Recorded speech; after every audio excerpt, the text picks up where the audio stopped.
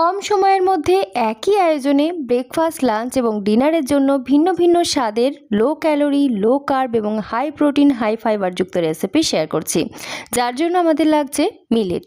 এখানে আমি 1 কাপ পরিমাণ প্রোসো মিলেট নিয়েছি। মিলেট হলো এক ধরনের দানা শস্য যার মধ্যে প্রচুর পরিমাণে প্রোটিন, ফাইবার রয়েছে। কার্বোহাইড্রেটের পরিমাণ একেবারে নেই বললেই চলে। সাথে অ্যাড করে দিচ্ছি সম পরিমাণ মিক্সড ডাল বা তরকার যে ডাল হয় সেই ডাল নিয়েছি। আর তোমাদের কাছে যদি তরকার ডাল না থাকে সেক্ষেত্রে যে কোনো 1 রকম, 2 রকম বা 3 রকমের ডাল এখানে অ্যাড করে নিতে পারো। এইবারে এগুলোকে সব একসাথে ভালোভাবে চটকে চটকে জল বদলে বদলে ধুয়ে নেওয়ার পর জলে ভিজিয়ে রাখলাম কমপক্ষে 2 ঘন্টার জন্য। হাতে সময় বেশি থাকলে সারা রাতের জন্য ভিজিয়ে রাখা যেতে পারে। এবারে নিয়েছি গাজর আর মিষ্টি আলু, এই দুটোর খোসা ছাড়িয়ে নিচ্ছি। মিষ্টি আলুটা অবশ্যই ব্যবহার করার চেষ্টা করবে। ওগুলোকে এক সাইডে রেখে এখানে আমি পেঁয়াজ কুচিয়ে নিচ্ছি। যদি পেঁয়াজ খেতে না চাও সেক্ষেত্রে অবশ্য করেই পেঁয়াজটা কিন্তু বাদ দেওয়া যেতে পারে। সাথে 1 মুঠোর মতো বিনস মিহিভাবে কুচিয়ে নিলাম। টমেটো, ক্যাপসিকাম এগুলোকে সব ছোটো টুকরো করে কেটে নিয়েছি। নিজেদের পছন্দ অনুযায়ী সবজি এরকম ছোটো টুকরো করে কেটে নেবে। এইবারে আমি নিয়েছি মুসুর ডাল, খোসা সহ গোটা যে মুসুর ডাল, তার মধ্যে প্রচুর পরিমাণে প্রোটিন এবং আয়রন, তাছাড়াও বেশ কিছু মিনারেলস সমস্ত কিছুই থাকে, তাই আমি গোটা মুসুরটা নিয়েছি।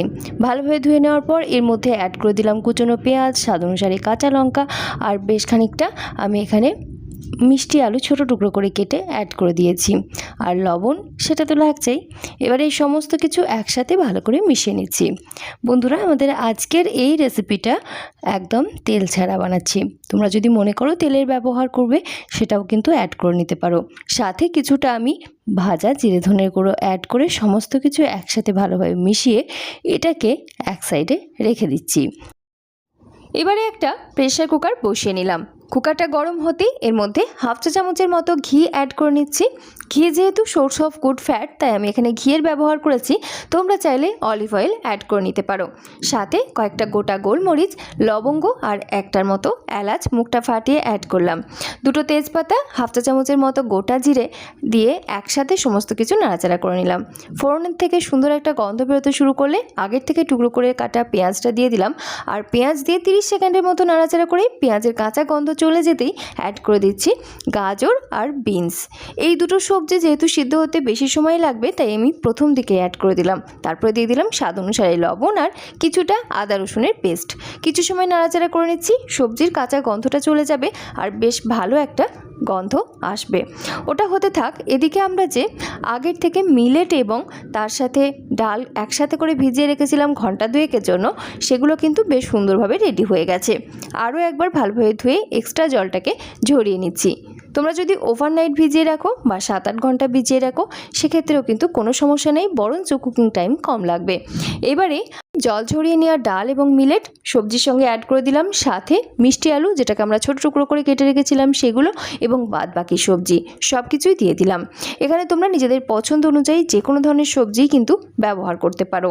তারপরে আমরা এখানে কিছু গুঁড়ো মশলা ব্যবহার করছি, যার মধ্যে দিয়ে দিচ্ছি 1/4 টিস্পুনের মতো হলুদের গুঁড়ো, 1/2 চা চামচের থেকে একটু কম পরিমাণ জিরের গুঁড়ো, যেগুলো ড্রাই রোস্ট করে গুঁড়ো করা রয়েছে, আর সাথে ধনের গুঁড়োও দিয়ে দিলাম 1/4 টিস্পুনের মতো। এবারে আমি এখানে কিছুটা কাঁচা লঙ্কা স্বাদ অনুযায়ী অ্যাড করে দিলাম কুচি করে, আর লবণ যেটা আমার মনে হয়েছে এই পর্যায়ে লাগবে তাই আমি কিছুটা দিয়ে দিলাম। তোমরা লবণটা অবশ্যই নিজের স্বাদ অনুযায়ী বুঝে ব্যবহার করবে। এবারে সমস্ত কিছু একসাথে করে একটু নাড়াচাড়া করে নিচ্ছি, যাতে মশলাপাতি, লবণ সব কিছু একে অপরের সাথে ভালোভাবে মিশে যেতে পারে।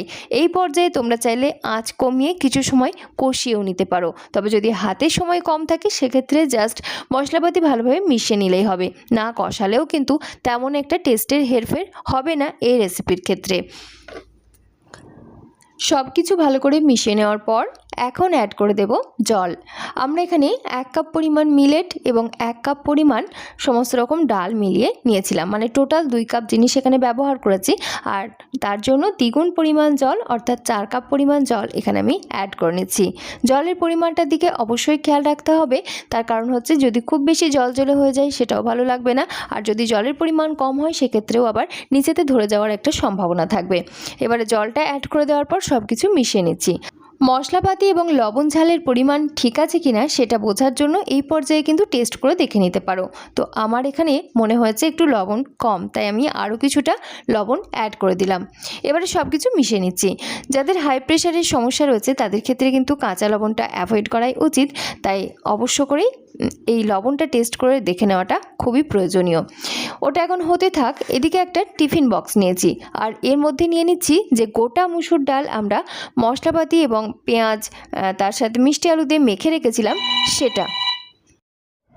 ভীষণই সহজ এবং সম্পূর্ণ নতুন এই রেসিপি বন্ধুরা তোমাদের কেমন লাগছে অবশ্যই ছোট্ট একটা কমেন্টের মাধ্যমে জানিও।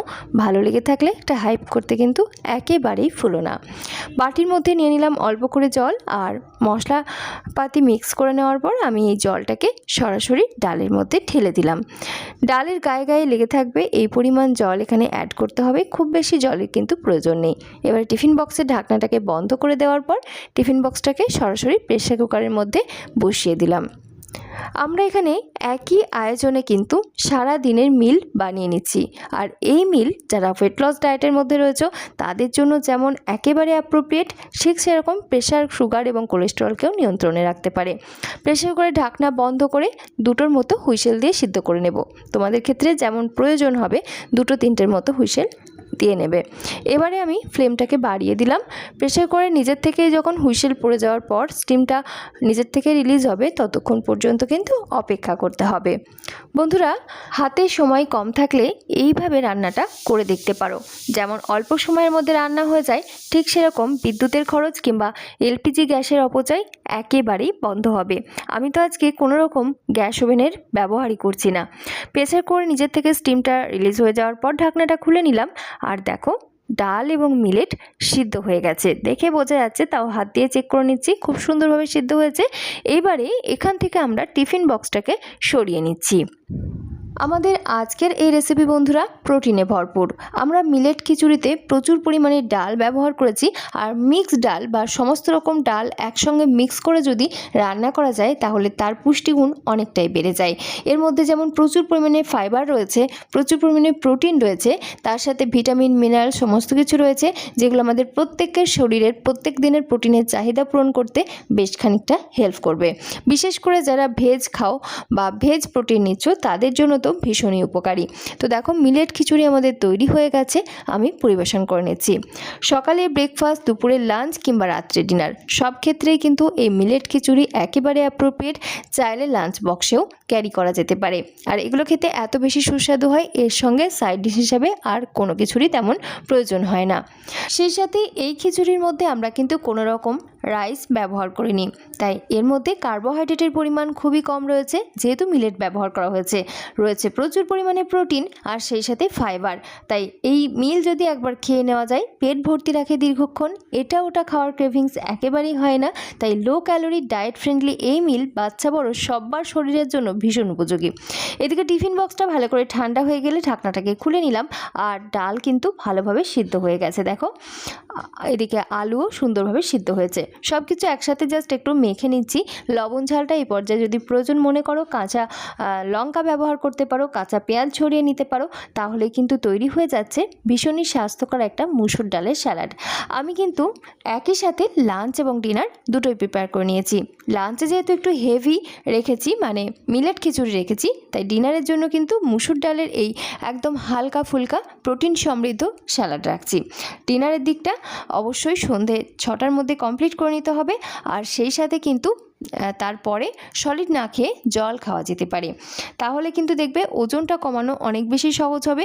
সাথে সাথে অবশ্যই রেগুলার এক্সারসাইজ, হাঁটাহাঁটি এগুলোকে চালিয়ে যেতে হবে।